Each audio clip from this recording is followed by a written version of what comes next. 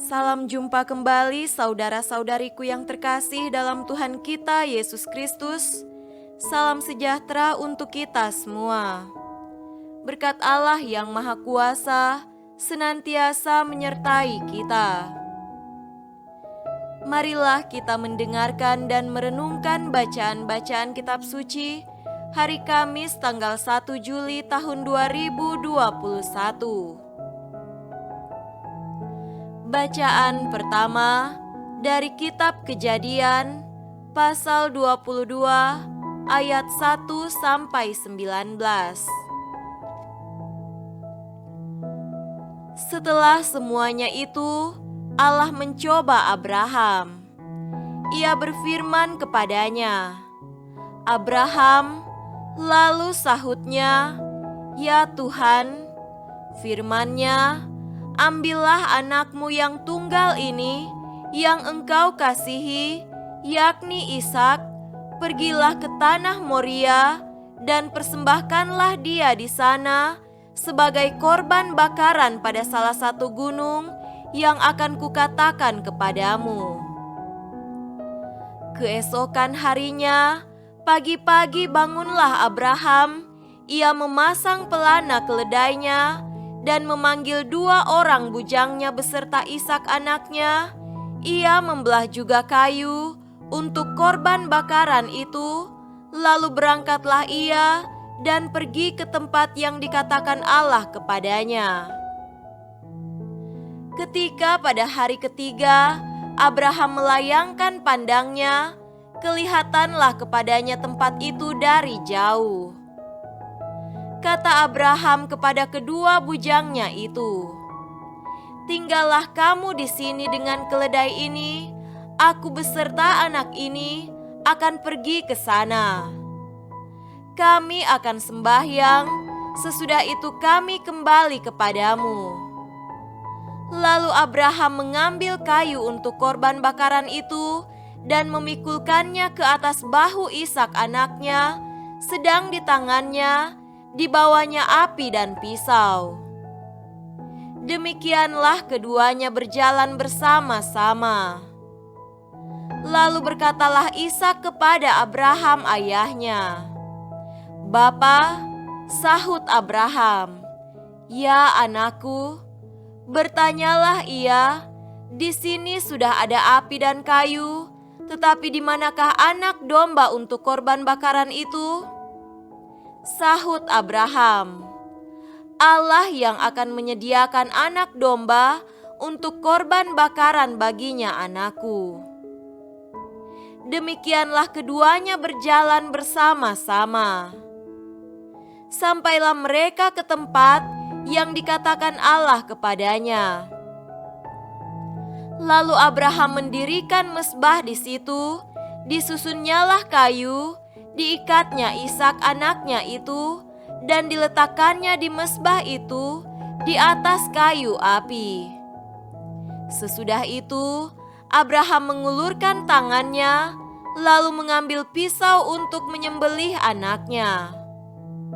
Tetapi berserulah malaikat Tuhan dari langit kepadanya, "Abraham, Abraham."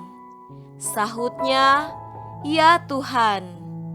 Lalu ia berfirman, "Jangan bunuh anak itu, dan jangan kau apa-apakan dia, sebab telah kuketahui sekarang bahwa engkau takut akan Allah, dan engkau tidak segan-segan untuk menyerahkan anakmu yang tunggal kepadaku."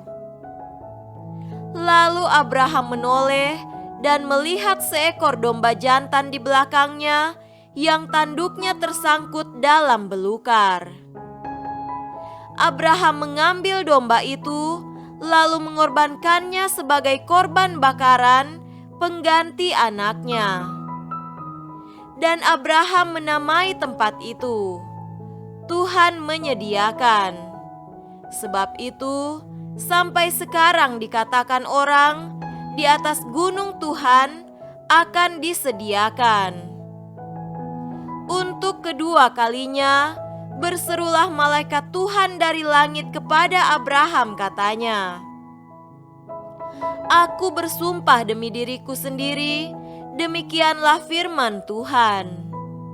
Karena engkau telah berbuat demikian, dan engkau tidak segan-segan untuk menyerahkan anakmu yang tunggal kepadaku, maka aku akan memberkati engkau berlimpah-limpah dan membuat keturunanmu sangat banyak, seperti bintang di langit dan seperti pasir di tepi laut, dan keturunanmu itu akan menduduki kota-kota musuhnya. Oleh keturunanmu lah semua bangsa di bumi akan mendapat berkat karena engkau mendengarkan firman-Ku.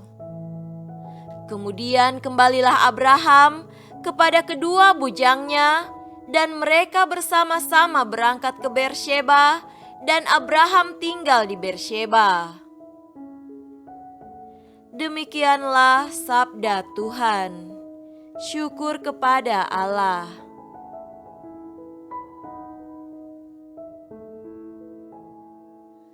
Tuhan beserta kita, sekarang dan selama-lamanya. Inilah Injil Yesus Kristus menurut Matius. Dimuliakanlah Tuhan. Injil Matius pasal 9 ayat 1-8. Sesudah itu naiklah Yesus ke dalam perahu, lalu menyeberang. Kemudian sampailah ia ke kotanya sendiri. Maka dibawa oranglah kepadanya seorang lumpuh yang terbaring di tempat tidurnya.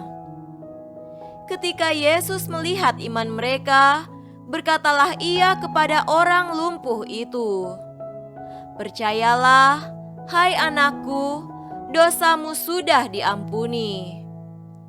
Maka berkatalah beberapa orang ahli Taurat dalam hatinya, "Ia menghujat Allah." Tetapi Yesus mengetahui pikiran mereka, lalu berkata, "Mengapa kamu memikirkan hal-hal yang jahat di dalam hatimu? Manakah lebih mudah mengatakan, 'Dosamu sudah diampuni,' atau mengatakan, 'Bangunlah dan berjalanlah'?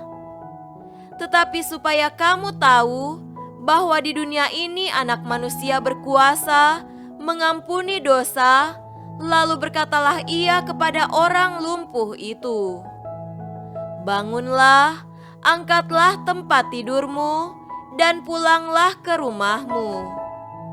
Dan orang itu pun bangun lalu pulang. Maka orang banyak yang melihat hal itu takut lalu memuliakan Allah yang telah memberikan kuasa sedemikian itu kepada manusia."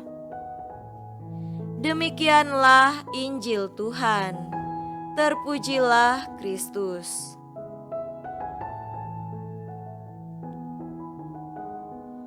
Saudara-saudariku yang terkasih dalam Tuhan kita Yesus Kristus, tema renungan kita pada hari ini adalah kesembuhan jasmani dan rohani.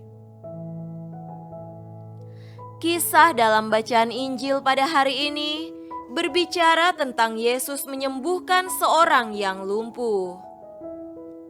Merenungkan kisah Injil ini, kita bisa memahami bahwa Yesus ingin menunjukkan dimensi yang sangat penting di dalam kehidupan kita, yaitu dimensi batin, dimensi spiritual kita.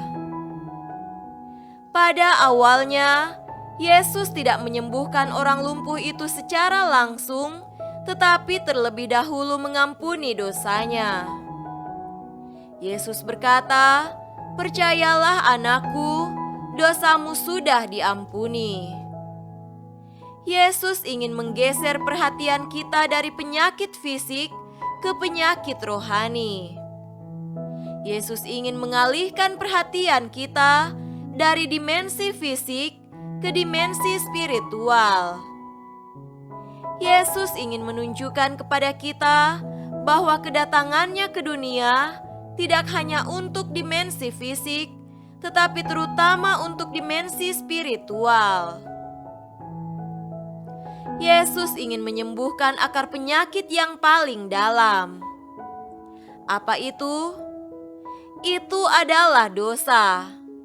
Dosa adalah akar segala penyakit.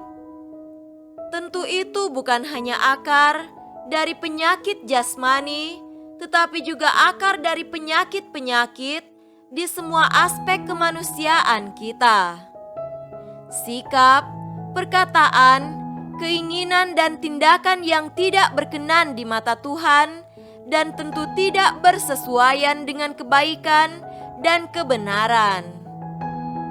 Itulah dosa yang menyebabkan seseorang menjadi lumpuh, yang membuat seseorang tidak dapat berjalan, tidak hanya secara fisik, tetapi juga secara spiritual. Saudara-saudariku terkasih, kita tentu pernah melihat orang dengan kelumpuhan fisik. Namun ada juga yang mengalami kelumpuhan spiritual. Kelumpuhan fisik berarti seseorang tidak dapat menggerakkan organ tertentu dari tubuhnya. Tetapi kelumpuhan spiritual berarti seseorang yang meskipun dapat berjalan dengan kakinya, tetapi tidak dapat berjalan dalam roh dan kebenaran. Kelumpuhan spiritual terjadi jika seseorang dikuasai oleh dosa dan tidak dapat berjalan dalam terang atau di jalan Tuhan. Jika seseorang hidup dalam keegoisan, kejahatan, kemarahan, ia menjadi lumpuh secara spiritual. Atas cara demikian, dosa masih mengikat kita dengan kuasanya dan menempatkan kita ke dalam perbudakan. Maka kita benar-benar membutuhkan pembebasan dari dosa-dosa kita. Itu adalah hal penting yang dikatakan Yesus kepada kita melalui Injil pada hari ini, pada saat Ia mengampuni dosa orang yang lumpuh itu. Itulah cara Yesus membuat seseorang mengalami kesembuhan yang terdalam dan total, yaitu kesembuhan dari dosa, kesembuhan seseorang secara rohani, dan memungkinkan seseorang sembuh secara fisik pula. Itulah sebabnya setelah mengampuni dosa si lumpuh itu, Yesus berkata kepadanya, "Bangunlah, angkatlah tempat tidurmu, dan pulanglah ke rumahmu." Semoga demikian. Amin.